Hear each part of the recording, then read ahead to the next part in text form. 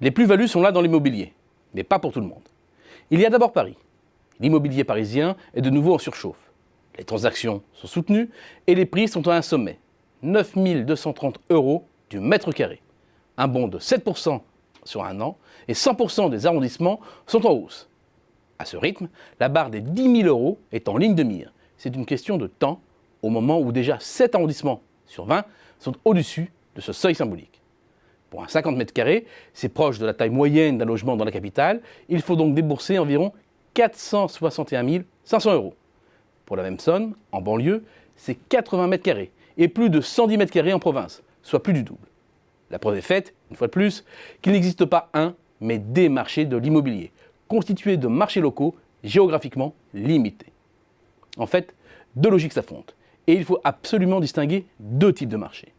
L'un, purement résidentiel, l'autre, patrimonial. Le premier, le résidentiel pur, c'est celui des primo-accédants et des classes moyennes. Sur ce marché, la conjoncture immobilière s'est légèrement tendue ces derniers mois. Jusqu'ici, la baisse des taux, ils sont en moyenne proches de 1,5%, et le rallongement de la durée des prêts, à 20 voire 25 ans, solvabilisent les acquéreurs. Les deux effets conjugués permettent d'emprunter plus, sans augmenter la mensualité, donc de supporter un niveau de prix élevé hérité de la flambée des années 2000. Or, ces deux effets s'épuisent et laissent peu d'espace à de nouvelles hausses de prix. Des hausses de prix qui vont dès lors buter sur la capacité de nombreux ménages à payer plus. Il faut aujourd'hui 4,4 ans de revenus pour acquérir un logement. C'est quasiment 2 fois plus que les standards en vigueur jusqu'au début des années 2000. Compte tenu du taux d'épargne des Français, c'est toute une vie d'économie qu'il est désormais nécessaire de mobiliser pour devenir propriétaire. Bref, le marché du résidentiel pur se heurte à un plafond de verre et ce ne sont pas les dernières décisions du gouvernement sur l'immobilier qui vont inverser la tendance. Il suffit donc que vienne se superposer à ce type de marché une conjoncture économique régionale, voire locale, défavorable, et ou une démographie déclinante. Et les prix baissent. Selon la note lerevenumeilleuragent.com, les prix ont reculé entre juillet 2018 et juillet 2017 dans 26% des 250 villes analysées. Il s'agit là le plus souvent de villes de taille moyenne, comme Béziers, moins 6,1%, Pau, moins 4,6%, Calais, moins 3,6%, Saint-Nazaire, moins 2,7% ou Chalon-sur-Saône, moins 2,7% également. Mais il ne faut pas limiter la liste aux villes de taille moyenne. Des agglomérations de plus de 100 000 habitants, comme Besançon, Reims, Toulon, Metz ou Saint-Étienne, sont également pris dans ce même mouvement baissier. Et la liste n'est pas exhaustive. À l'opposé, aucun retournement n'est envisageable sur le marché patrimonial.